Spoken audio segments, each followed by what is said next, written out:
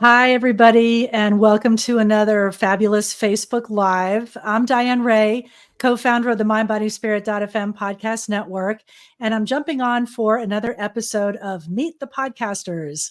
And Tina Williamson and I, the other founder and very important person, business partner of mine here for MindBodySpirit.fm, we've been wanting to do these regular Facebook Lives and introduce you to some of our podcasters on the network. And we have over 60 podcasters that are all sharing some amazing information on things like mediumship and spirituality and angels and intuition. And you may recognize some former Hay House people or maybe Unity people. And if you want to see our whole lineup, definitely go to the website, mindbodyspirit.fm, and see who we have here. So today, I'm very excited that we're delving into the world of animal communication.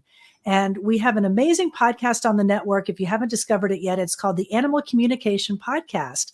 And it's hosted by three women who are passionate about sharing with people their love for animals and how to help us communicate with our beloved animal friends. So I want to welcome Julie Heert, Karen Dendy-Smith, and Meredith Tollison, the hosts of the Animal Communication Podcast. Thanks for joining me today on my Facebook Live. Oh, thanks for having us. We're so excited to be here. It's fun. Yeah, who would have thought, we'd be on here doing TV shows. We thought we'd be talking to animals. I don't know. Right? No, I'm so excited to talk to you about animal communication. So together, though, you all are part of the Animal Communication Collective, and you all are working towards supporting animal welfare organizations and giving voice to animals in the podcast is a big part of helping with that mission. So I just wanted to hear a little bit about what that entails. And Karen, I wanted to start with you since you are the founder and director of the Animal Communication Collective. Tell us a little bit about what that is. Well, I want to say all three of us are directors of the Animal Communication Collective. I happen to be the founder because my cat Hockey Puck in Spirit dumped the idea on me one evening. Believe it or not, while I was at a dinner with my husband after having gone to a memorial service for a funeral, and which is an interesting place to have been. But basically, the Animal Communication Collective is a group of 30 plus animal communicators, all women right now, who have all gone through the same rigorous training at the same school, the Danielle McKinnon School.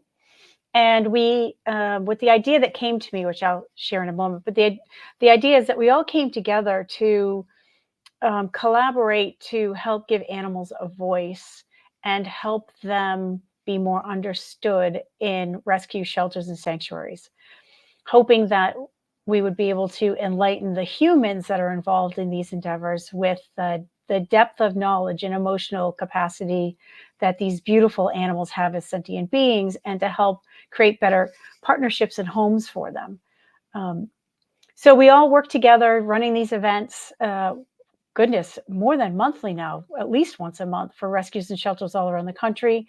And we work in teams to deliver messages to people and their animals who come to the events and buy tickets and buy raffle tickets. And 100% of the proceeds goes to whichever animal partner we're working with for the evening. So we do this 100% as a volunteer act of love with the animals. It's amazing what you're doing. You came to our attention through a great friend of the network, Jill Angelo, and she works in animal rescue. And she said, you have to talk to these women that are animal communicators. And she was doing an event. So if people go to that website, it's the Animal Collective. I believe it's the Animal Communication Collective. Correct. Okay. And so I actually went earlier before we were going to talk, and I saw you're doing an event with an amazing organization here in San Diego called the Animal Pad, where a friend of mine has adopted several dogs from the Animal Pad. So she's a big fan. And what you do is so incredible. So were you all three girls the ones that brought the stray dogs and cats home, when you were kids? Oh, yeah.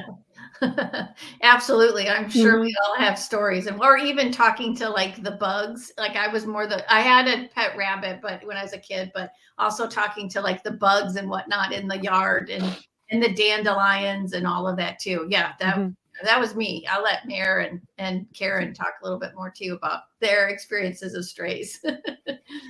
I was actually not the one bringing home strays because there was not a chance that was going to go over in my household. I was raised by a beautiful series of Siamese cats. And I had a beautiful relationship with my great great aunt and uncle who had black cats. Never had a black cat. And then as I entered my adult life, all of a sudden, all of these black cats started showing up for me. So over the course of our 25 years together, once I was an adult, yes, I took in the strays. But over the course of 25 years, my husband and I have had 7 black cats and 4 black dogs that have all shown up for us. That's so great. Literally turn themselves in at our house. I'm a big fan of the black cats. I have a huge black cat. His name is Slicker. Slick, Slicky, Slicker, various names. You know how that is. You've always got 10 nicknames for your pets. But I love black cats, and I've been a cat lover, and so is Tina. We both love cats. So I've always been the one that had the cats. Dogs. We had dogs growing up too, but as an adult, I've always had cats and always 2. Mm-hmm. Yes. Yep, me too. My hockey puck was a Black Panther cat. He's the one that downloaded that idea to me that I brought to everyone else and helped me form this amazing organization. And without Julie and Meredith, it doesn't run. So it's really the 3 of us making sure that the engine runs and that we have all the right things in place to create success for and raise money for these amazing organizations. But as a kid, I was the one who was collecting the acorns and leaving them in piles at the bottoms of the trees so the squirrels wouldn't have to work so hard to get their food for the winter. And I was definitely the one who was afraid to touch the worms, and I kept pushing them to the side so that they wouldn't get squished. Yeah. So you were always aware of the animals and always had a love for them as a child. I think that's so great. Yeah. And I love what you're doing with the organization. It's such a cool idea. So the podcast is such a great extension of that and just bringing people to your work and animal lovers all over the world. And something that you do on the podcast is sharing your experiences on soul level animal communication. You call it soul level animal communication. So what makes that different and special? I'm so curious to find out about that. So how it's different is that the client or the human walks away from a session with any one of us, any of us soul level animal communicators, with homework of what they can do with their animal to learn and grow their own selves. So the animal is actually coming alongside and giving their human an invitation to learn a lesson. So Lucas, for example, my dog has really been working with me on trust as well as trusting my voice as well. And so he does that in a variety of different ways. He may do different behaviors that make me go, what's that about? Or he might not want to eat certain food. It all depends. But in a session, then I would work with the client to understand what is it that your animal's doing. And then we ask the animal, what are you doing? Why are you doing it? And what can the human do to work alongside you to learn whatever lesson then that the animals come out with. So for me, it's been profound. It's changed my life completely. I used to be, as Karen and we both have advertising backgrounds, and now I do this work full time. It's peeled back the layer of like negative beliefs. It's peeled back behaviors that kept me trapped in things that didn't serve me anymore. It's been absolutely life-changing. And this was based on Danielle McKinnon teachings? Yes, absolutely. Yeah. And she's an amazing teacher as well, if she's watching. Hi, Danielle. And she's been on the podcast. Thank you, Danielle. Oh, we would love to. She's an amazing teacher. Well, we would love to have her have a podcast. Let's throw the idea out there as well on the network. So I think that's so interesting how you're really helping people to open up their minds and really pay attention to their animals. And I'm thinking of my own pets and my other cat, Gracie, she would always have different intonations with her meows. And I would call one the emphatic mew because she would meow really loudly and then she'd go meow, like it would have a certain kind of intonation. And I knew she was really trying to get my attention. So if we really pay attention, we can really learn how to have just a richer, deeper connection with our pets, can't we? By just paying a little bit more attention. 100%. Absolutely. Yeah. And what are some ways that we could recognize and understand what our animals are trying to tell us?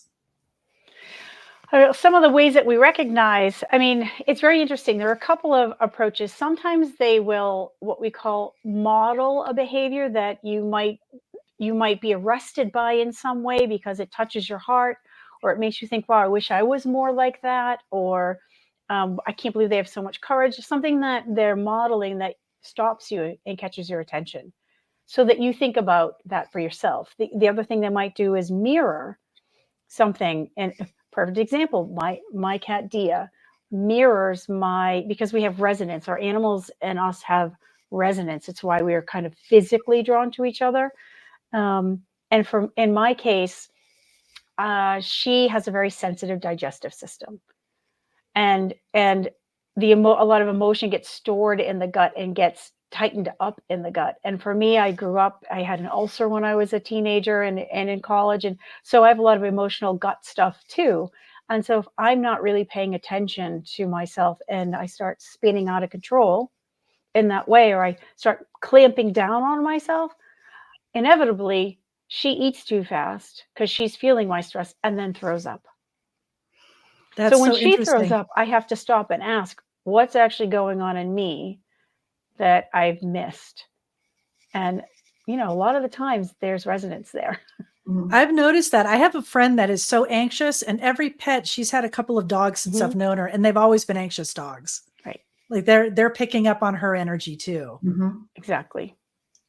And with the animals, I've read that they're telepathic, and I really believe my cats are talking to each other behind my back, I'm sure, about me. And I read that on the website. So what do you think they're saying? What are they communicating? Any ideas? Well, I believe that our animals are communicating with each other all the time and with us. We just happen to be privileged enough to have done the work to learn this process, that we're now open to this. Anybody can do this work. We say it's like exercising a muscle. I know I have a 6-pack in my abdomen. If I did sit-ups, you would be able to see it. I know it's in there, but you can't see it. Everybody has the ability to do this. We have gone through the training. We've gone through the work to learn how to do it.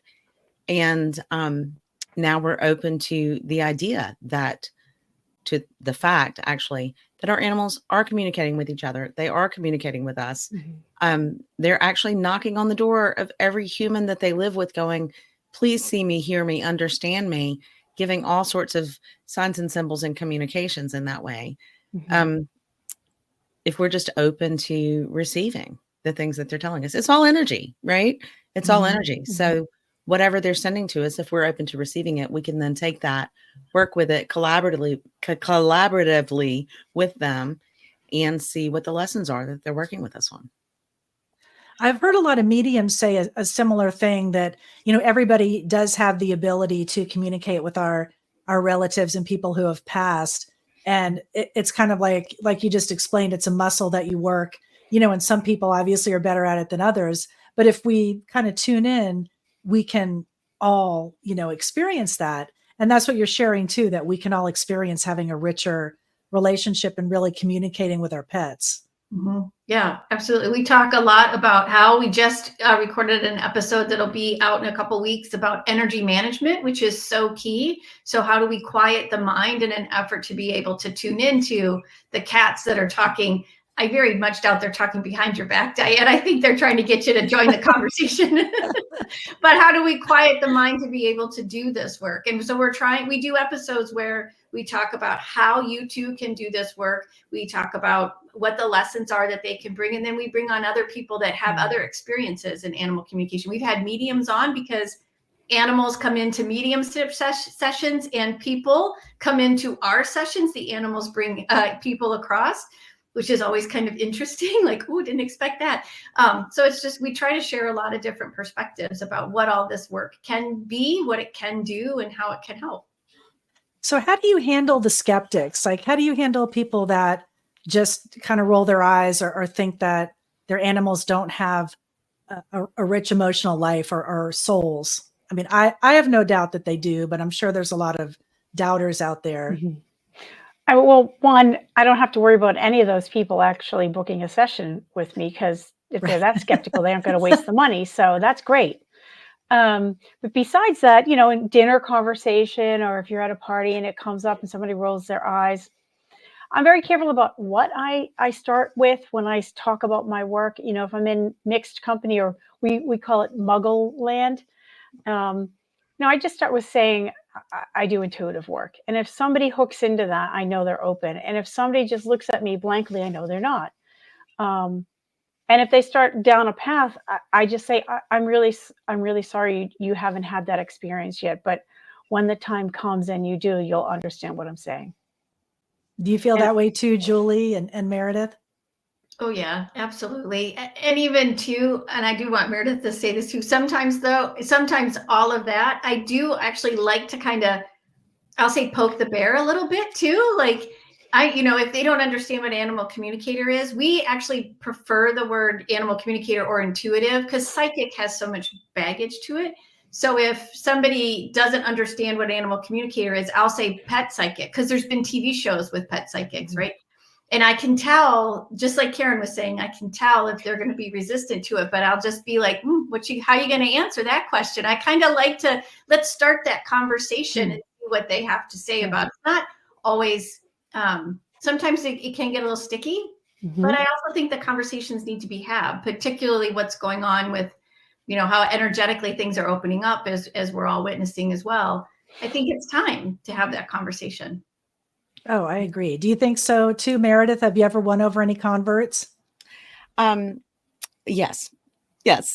As I said before, it's all energy. So I feel that the people who do book sessions with me are drawn to me energetically. It's the casual conversations that initially, when I started doing this work professionally, I kept it very quiet. I kept it very much to myself. And I figured the people who wanted to hear about it would show up for me. I didn't think I was going to be surrounded by folks who found it very, very interesting and that actually were interested in the process. And then, here we are, we're doing this podcast, and it's out there to the entire world. So now I speak about it just very frankly. This is something I do. Oh, do you find that interesting? I'll be happy to tell you more. You can tell the people who are interested and the people who are going to back off. And if they back off, kind of like Karen, I say, you haven't had this experience yet. And I don't let it really bother me anymore like I used to. Hopefully they'll be open to it, right? At some point. And if they are, great. And if they're not, that's part of their journey. And I have to just step back and allow it to happen. I love this work. I feel passionate about it. Getting the word out with this podcast and the way that things are changing universally, energetically. It's much more accepted than I thought it would be, especially in my part of the world and in the people that I'm surrounded with. And I'm just glad to be a part of sharing it with the world. Well, I wanted to touch a little bit on pets and grief, because I think that people, I know they do grieve deeply for their pets. And I've even talked to some people who have shared, often kind of with a little bit of shame, that, well, I grieved more for my dog than I did for a parent, or they were able to release that, those feelings. I mean, I just think it's such a connection that we have with our pets. I mean, I know I've grieved and just had to, seclude myself a couple of times when I've lost pets. How do you help people cope with that, with grief? Because they may be surprised at the intensity of it, when they experience that with an animal they really love. What do you think, Julie? I'll start with you. Let's kind of go around the room. Yeah. So, first of all, our animals, when they cross, many times, 99.9% of the time, they're still helping us learn and grow. So while we can still do soul level animal communication sessions, I will also do like a pet loss grief session. So we'll still get the homework, but I'll kind of let that framework open up a little bit. I also do pet loss grief circles where I have only 8 people can attend, and I partner with a trauma informed yoga instructor. And we pair movement and whatnot in an effort to hear from the animals, but also move that energy through. And so there's a lot of things that we can do. And we've talked with Radley Valentine on our show and talked about how the angels and the animals can support us in grief as well. So that was a really fun episode to have him a part of as well. There's so much, because the animals, just like our people, they don't really leave us, and they give us signs and they do a lot of things. So how can we hold space? And I know Karen and Meredith do that really well as well. We all hold space for someone who's grieving and allow that animal to bring that comfort through. Yeah. And how do you feel about that, Karen, working with people in grief? I think it's an incredibly important part of the work, or it is for me anyway. And I didn't think it would be, honestly, when I first started this work. But I actually went and got a certificate through the University of Vermont, as did Meredith, for companion animal end-of-life doula, where we're working with people and their animals through that experience of the transition into the end of life and into spirit. And it's a very sacred journey, I think. And when people feel more held in that journey, and that they have a space to share what they think they might have known but were afraid to say a lot of times, and the animal can validate some of the things they might have been thinking but thought they were crazy about, that no one else understood, it can really help the grief process. But whether you have that intuitive background or not, grief is grief. We have lost something in the 3D, and we do absolutely feel left behind. And so there's a part of that where I actually have been finding that in my sessions with people who have lost animals, I've incorporated bringing them through a meditation and a very beginning experience on how to let their grief kind of fade away for a moment, so they can have a sense or a feeling of a shift in energy vibration around them. And that really can help someone realize there's more here than what I'm left with in the 3D. So that's a really important part of the experience that I've started weaving in to the process. Did you have anything to add, Meredith? Yeah, I will add that doing this work has very much shifted the way that I feel going through grief. Of all of the animals that I mentioned previously, I'm down to 1 dog and 2 cats. So I've had a good bit of loss in my animal family. But having done the end of life pet companion doula course that Karen mentioned, I have additional skills that I feel that I can offer for my clients. I frequently do, stand in for people at times of assisting their pet and crossing over when they feel that they can't be there. And it's really opened my heart to how I deal with my own grief, as well as assisting clients in moving through their grief. I mean, grief is it's a very human construct. And now that I know that our people and our animals can still be with us, even if they're not physically here in body, I'm not going to even say lessons, but it helps my heart heal. And I hope to be able to help other people learn to heal their own hearts, just knowing that they're not completely disconnected just because we're no longer physically in the same plane. I agree. I feel that too. I've had dreams of pets, and one certain pet, I'm sure you guys, I'm going to ask you who that special one was for you. And I had a cat named Tony, and this cat came with me on several different moves. He moved with me from Florida to California, these major life changes. And I just loved him so much. And he still shows up in dreams, and he'll talk with me, which, and I tell my husband that he thinks I'm nuts, but he was the special one of, very special cat. Who was your special pet that has that place in your heart? Who's that for you, Julie? Well, I would have to give Bono the credit. So yes, I'm a huge U2 fan. It's my favorite band. And so I found this dog wandering the streets of Kalamazoo, Michigan, where I lived, gosh, however long ago, 20 years ago, brought him home. His name's Bono. When he passed, it was within 6 months. It was after the other dog. You can see her portrait right there. That's India. India passed, and then Bono passed within 6 months of each other. And it was with him that I started this work because I was in such a deep depression. A friend of mine said, you should study animal communication. I think you should. And I had been using animal communicators through their transition and others. So for him, that's the one that for me is when I did my first meditation to do animal communication, he was the animal that met me and guided me into the forest to find other, all the other things we were working on. But yeah, Bono is my special. I love that. I'm a U2 fan too. Who was the special one for you, Karen? I know they're all special, but they're all special. Yeah. But I'm going to say Hockey Puck. My Hockey Puck. Puck. And I talk about him. He weaves into a lot of my thoughts in our podcasts. It's because of him that I literally changed my entire life. When he passed, I was so deep in grief, and I am one of those people who I've never experienced grief as deep as that, even though I have lost other people in my life.